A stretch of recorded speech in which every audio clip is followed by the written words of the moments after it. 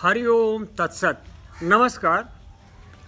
आपको पिछले प्रसंग में सुना चुका था कि सुन समझन मुदित मना मज्जहि अति अनुराग अलह चारि फल अछत तनु साधु समाज प्रयाग। वहाँ मैंने ये समझाने की कोशिश किया था कि संतों का समाज जो है वहाँ तीर्थराज प्रयाग बन जाता है।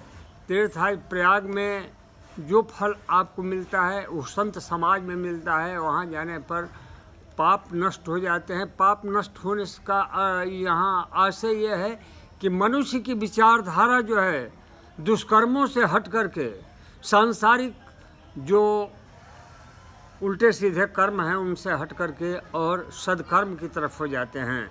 अब आगे है कि मज्जन फल पे खियत तकाला का कहो ही पिक बकऊ मराला सुनिया चरज करे जन कोई सतसंगति महिमा नहीं गोई। मज्जन वैसे अपने यहाँ तो देहाती भाषा में कहिए मज्जन जो मुख धोते हैं उससे मज्जन सबसे मंजन लोग बना दिए, लेकिन ये मज्जन का वास्तविक अर्थ होता है स्नान करना। तो जिस तरह से प्रयाग में लोग स्नान करके सोचते हैं कि सारे पाप हमारे धुल गए, उसी तरह से यहाँ संत समाज में मज्जन फल यानी संत समाज में स्नान करने का डुबकी लगाने का फल तुरंत ही दिखाई दे जाता है।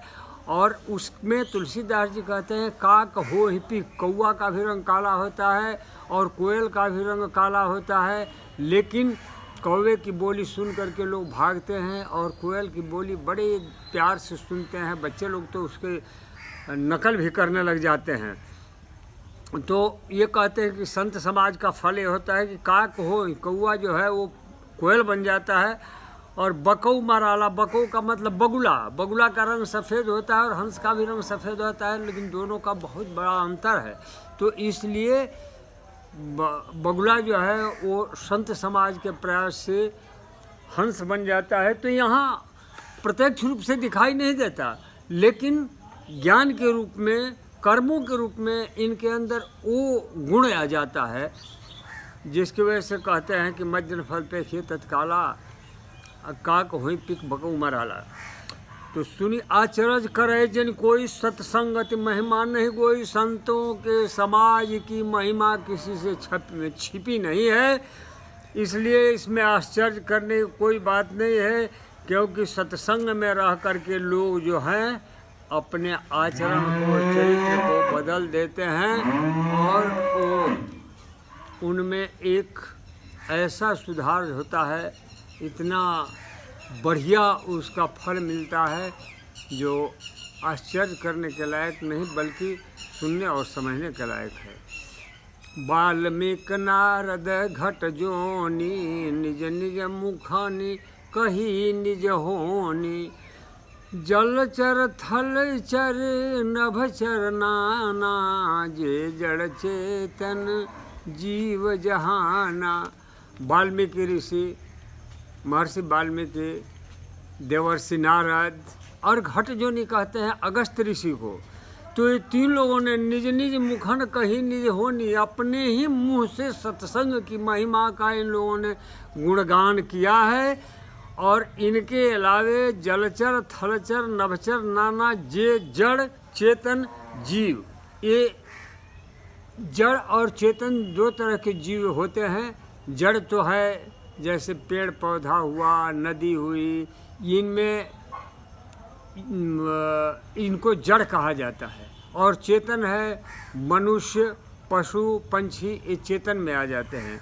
तो ये जितने भी लोग हैं जल में रहने वाले जलचर, थलचर ज़मीन पर रहने वाले, जल में रहने वाली मछलियाँ, घड़ियाल, मगर वगैरह हैं।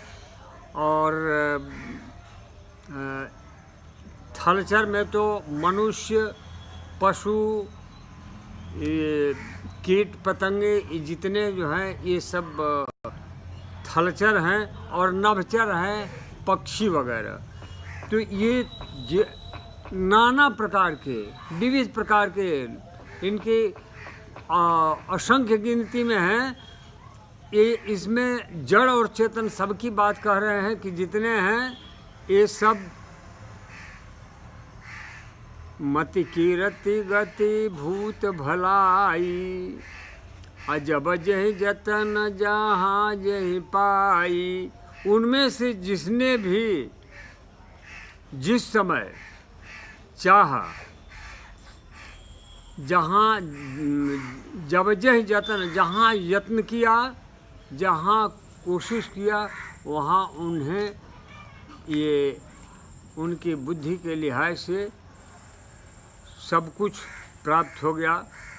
कैसे कि सो जानब सत्संग प्रभाव, आलोकहु वेदन आन उपाऊ। तो ये बता रहे हैं कि सत्संग का प्रभाव ऐसा है कि यत्न बुद्धि कीर्ति सद्गति विभूति यानी धन ऐश्वर्य और ये भलाई सब कुछ इसमें सत्संग में मिल जाता है। और सत्संग का प्रभाव सो जानव, उसको समझिए। लोकों वेद न आन उपाय, और वेद में और लोक का मतलब जो लोग लोक का मतलब यहाँ जनता जनार्दन से है। तो जनता जनार्दन में या वेदों में हर जगह ये चीज़ बतलाई गई है कि इसके अलावे इसके अतिरिक्त कोई दूसरा उपाय नहीं है। और एक चौपाई और ख़ास जो ही बतलाना चाहता हूँ कि बिनु सत्संग विवेक न होई, आराम कृपा बिनु सुलभ न सोई। सत्संगत मुद मंगल मूला, सोई फल सिद्धि सब साधन फूला। बिना सत्संग के विवेक नहीं होता। विवेक तो ज्ञान का ही दूसरा रूप होता है, लेकिन विवेक और ज्ञान में थोड़ा अंतर है। कभी समय मिला तो विवेक और ज्ञान का अंतर भी बताने की मैं कोशिश करूँगा, प्रयत्न करूँगा। तो बिना सत्संग लिए विवेक नहीं होता। और विवेक किसको प्राप्त होता है कि जिस पर राम की कृपा होगी। राम कृपा बिनु सुलभ न सोई, भगवान राम की कृपा नहीं हुई तो विवेक प्राप्त नहीं होता। इसलिए कहते हैं कि सत्संगत मुद मंगल मूला, प्रसन्नता का और मंगल का विषय जो है, कारण जो है वो है सत्संग।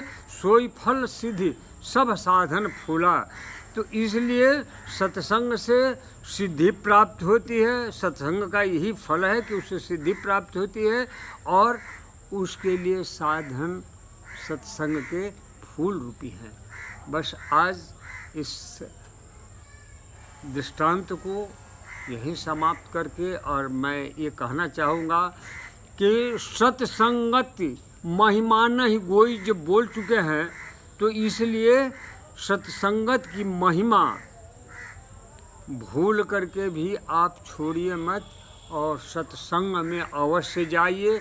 ये मनुष्य मात्र से मेरा अनुरोध होगा। मैं चाहूँगा कि अगर समाज को उत्तम बनाना है, समाज को उत्तम श्रेणी में लेना है, तो सत्संगत को नहीं छोड़ना चाहिए। एक दोहा दूसरे कवि का मैं इसमें जोड़ करके आपको बताना चाहता हूँ कि लिखा है कि कौवा किसका क्या हर लेता, कोयल क्या दे देती, और मीठे बोल सुना के सबका मन बस में कर लेती।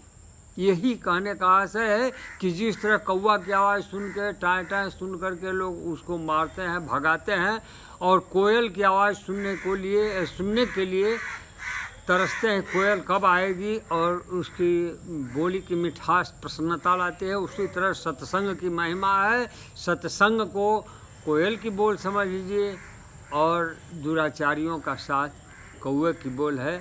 इसके साथ ही आज के प्रसंग का समापन करना चाहूँगा। धन्यवाद। वंदे मातरम।